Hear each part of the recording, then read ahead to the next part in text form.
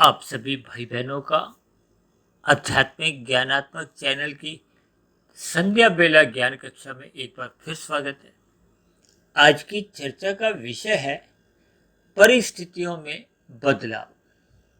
देखिए, परिस्थिति शब्द का पहले हम अर्थ समझ लेते हैं। जब जब आपके आसपास का कुछ एक माहौल कहो, वातावरण, हालात, कुछ ऐसे घटनाएं होने लगती हैं, उससे मनुष्य प्रभावित होता है।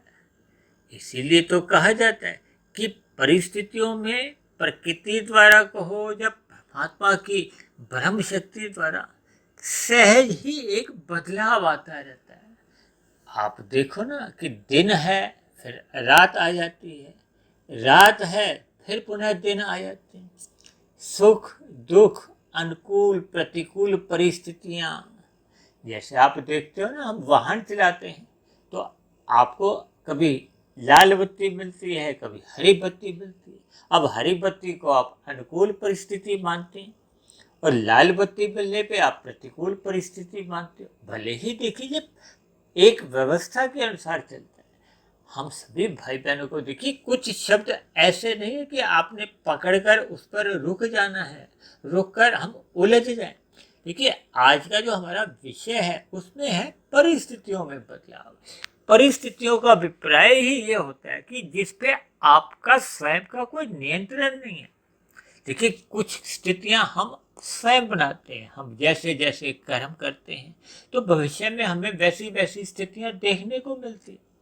आप अच्छे कर्म करते हो तो भविष्य में उनके देखिए अनुकूल स्थितियां आपके हमारे जीवन में आएंगी, अनुकूल परिस्थितियां अपने आप ही बनेंगी। वैसा वैसा आपको फिर प्रकृति का वातावरण मिलता है, वैसे वैसे आपको दूसरे लोगों का सहयोग मिलता है। ये सब देखिए कर्मफल व्यवस्था के अनुसार, परमात्मा की बनाई हुई एक व्यवस्था के अनुसार ये अपने आप ही चलता रहता है। देखिए, पहले सतयुग था, फिर त्रेता युग आया, फिर द्वापर युग आया, अब कल युग चल रहा है। अब कल युग की समाप्ति के बाद फिर सतयुग आएगा। इनके क्रम में कभी कोई परिवर्तन नहीं होता। इसी तरह प्रकृति के देखिए तीन गुण हैं, तमोगुण, रजोगुण और सतोगुण।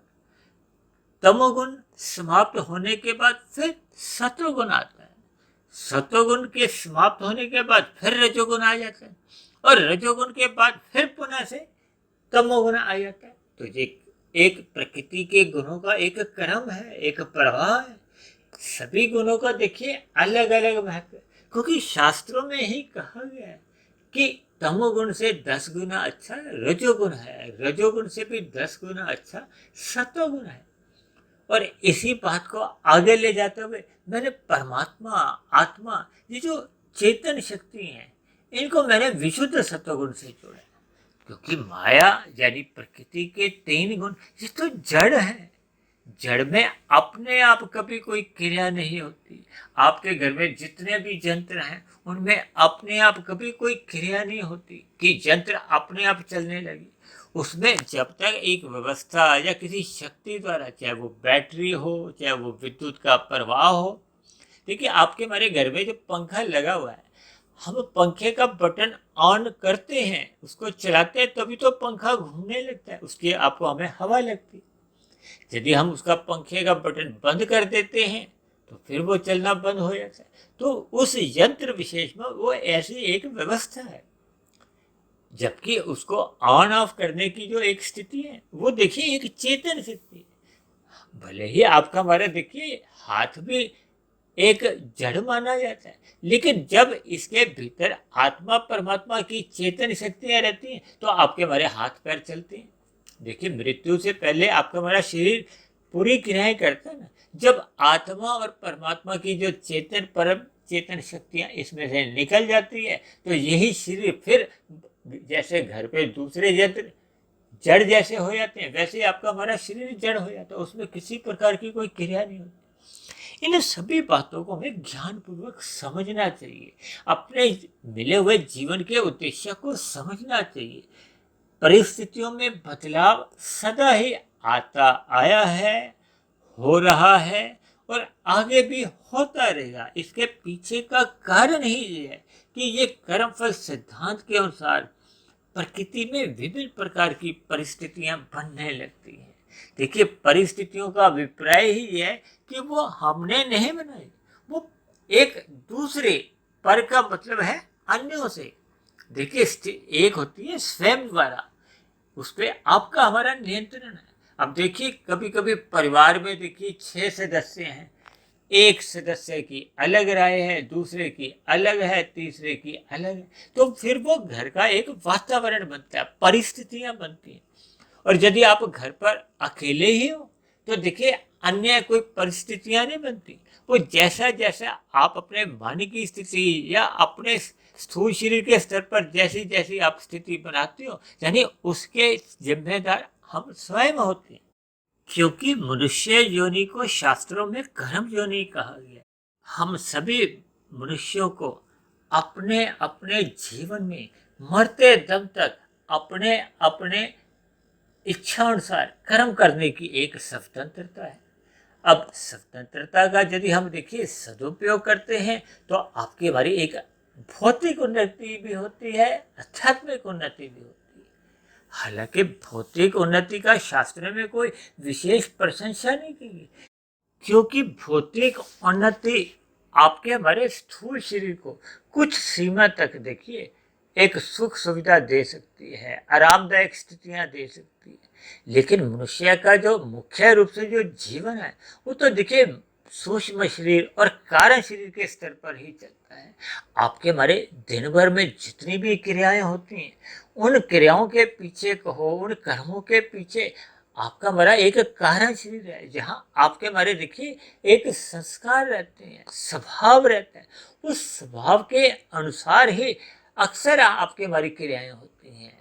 अगर आपका हमारा स्वभाव में देखिए सात्विक स्थिति है तो हम धर्मानुसार अपना जीवन आचरण करते हैं।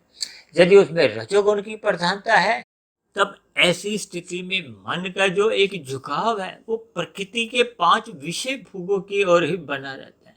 और जब जब मनुष्य में देखिए तमोगुण की प्रधानता होती है, रुचि तो उसकी भी विषय भोगों में बनी रहती है, लेकिन उन विषय भोगों की प्राप्ति के लिए वो स्वयं पुरुषार्थ नहीं करता, वो अन्य मनुष्यों द्वारा किए गए सुखों को छीनता है। यह अपने सुखों में बढ़ोतरी के लिए या स्वयं को सुखी बनाने के लिए वो अन्य जीवों को दुखी करने से भी हिचकता नहीं है, चूकता नहीं है। इसलिए तो शास्त्रों में देखिए आरंभ से ही विधि विधान द्वारा विहित कर्मों का एक उल्लेख आता है कि मनुष्य को अपने जीवन में ये कर्म करने की स्वतंत्रता है और निषेध कर्मों से मना किया है। ठीक ऐसा ही तो यातायात में देखिए नियम बने हुए हैं कि इन इन नियमों के तले आप अपना वाहन चलाते हो तो आपका किसी भी प्रकार का कोई चालान नहीं करता। जब जब आप निषेध कर्म करते हो या निषेध कार्यों को कर जाते हो तब ऐसी स्थिति में आपके हमारे चालान कटते हैं। ठीक इसी तरह प्रकृति भी देखिए आपके हमारे चालान काट कर आपको हमें प्रतिकूल परिस्थितियां देती हैं। ये जो संसार में विभिन्न प्रकार की जो परिस्थितियां बनती बिगड़ती रहती हैं, क्योंकि एक के लिए जो अनुकूल स्थिति है वो दूसरे के लिए प्रतिकूल मानी जाती है। अब देखिए सड़क पर कहीं कोई पक्षी मरा हुआ पड़ा है, कोई पशु मरा हुआ पड़ा है, आपको हमें तो देखिए एक बदबू आती है, दुर्गंध आती है, हम हमारे लिए एक प्रतिकूल परिस्थिति बन जाती है। और जबकि एक गिद्ध के लिए, कौवे के लिए अनुकूल स्थितियां बनती हैं, उनके लिए वो भोजन का एक प्रबंध बन जाता है। तो ये सभी स्थितियों को हमें देखिए ज्ञानपूर्वक समझना चाहिए। बाहरी परिस्थितियों के लिए हमें अन्यों को भी कोसना नहीं है और स्वयं को भी कोसना नहीं है, लेकिन हम सभी भाई बहनों को अपने मिले हुए जीवन में अपने अपने कर्तव्य कर्मों का पालन करना चाहिए। हमें अपने जीवन में सदा ही धैर्य बनाकर रखना चाहिए, सदा ही सकारात्मक दृष्टिकोण रखना चाहिए और अपने कर्तव्य कर्मों को पालन करने के लिए हमें सदैव प्रयत्नशील रहना चाहिए। हमें उम्मीद का दामन कभी भी खोना नहीं है और ना ही अन्य लोगों की बातों को कोई विशेष महत्व देना। जब जब हम देखिए परमात्मा को एक विशेष महत्व देते हैं, परमात्मा की सम्मुखता बनाने लगते हैं, सत्वगुण का अधिक संग करते हैं, ब्रह्म मुहूर्त में उठने का अपना अभ्यास बना लेते हैं, तब ऐसी स्थिति में आपके हमारे मन की स्थिति परमात्मा के अनुसार बनती है, प्रकृति के अनुसार सहज ही बनने लगती है। क्योंकि प्रकृति, मैंने बार बार कहा है, वो परमात्मा की ही एक शक्ति है। उसको आप एक अदालत भी समझ सकते हो। जैसे देखिए, सभी देशों में अलग अलग न्यायालय बने होते हैं, तो वहाँ न्याय होता है ना। जबकि परमात्मा की इस अदालत में तो एक अन्याय की स्थिति उत्पन्न होने का तो प्रश्न ही नहीं उठता। क्योंकि परमात्मा देखिए सर्वशक्तिमान है, परमात्मा सर्वज्ञ है। परमात्मा को किसी देखिए गवाह की जरूरत नहीं है। परमात्मा सब कुछ जानते हैं। परमात्मा सभी जीवों पर ही दया भाव रखते हैं। ऐसा नहीं है कि परमात्मा आपको हमें पाप कर्मों का दंड देकर कोई प्रसन्न होते हैं। क्योंकि परमात्मा की जो सत्ता है वो तो एक आनंद स्वरूप सत्ता है। परमात्मा चाहते हैं कि सभी की सभी आत्माएं जो कि केवल ज्ञान स्वरूप, वो परमात्मा की सम्मुखता करते हैं तो उनको भी एक आनंद की स्थितियां मिलने लगती। तभी तो कहा गया कि मनुष्य योनि पाकर हमें परमात्मा को पाने के लिए आध्यात्मिक उन्नति करनी चाहिए। यानी स्थूल शरीर के रहते रहते आपका हमारा जो एक कारण शरीर है, उस पर जितने भी मल रूपी आवरण है, उसको हमें साधना करते करते समाप्त करने चाहिए। ये साधना तभी आरंभ होती है जब हम प्रकृति का जो एक शुद्धतम समय होता है सतोगुण का, उसका हम संग करते हैं। क्योंकि प्रकृति के 3 गुण अपने आप में देखिए कोई गलत नहीं है, लेकिन किस गुण का कितना कितना संग करना है वो आपके हमारे ज्ञान के ऊपर निर्भर करता है। क्योंकि स्वभाव से ही हम सभी आत्माएं ज्ञानवान है, ज्ञान स्वरूप है। जबकि ये जो माया है, प्रकृति के 3 गुण भले ही ये नित्य है लेकिन जड़ कहे जाते हैं। ये जड़ व्यवस्था जो भी है ये आपके हमारे उपयोग के लिए, भोग के लिए नहीं है।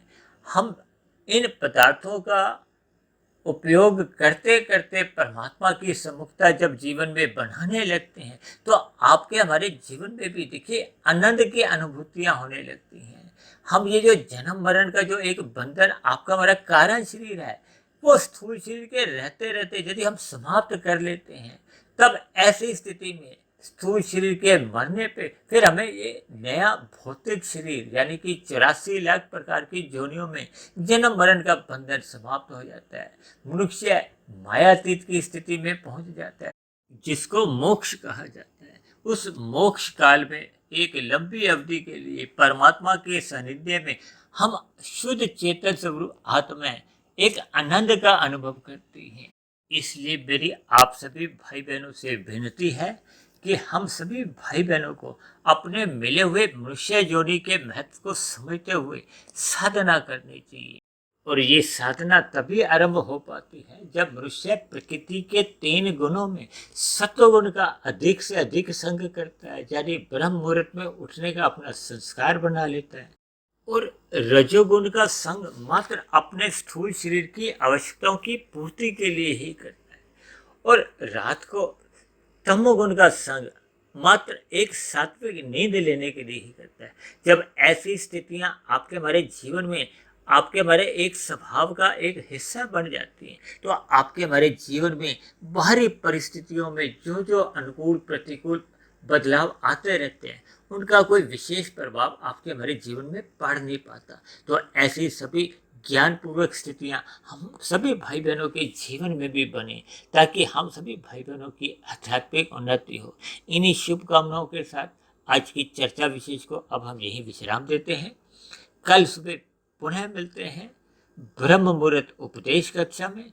तब तक आप अपने आध्यात्मिक मित्र सुधीर भाटिया फकीर को इजाजत दें। आप सभी भाई बहनों को बहुत बहुत शुभ रात्रि।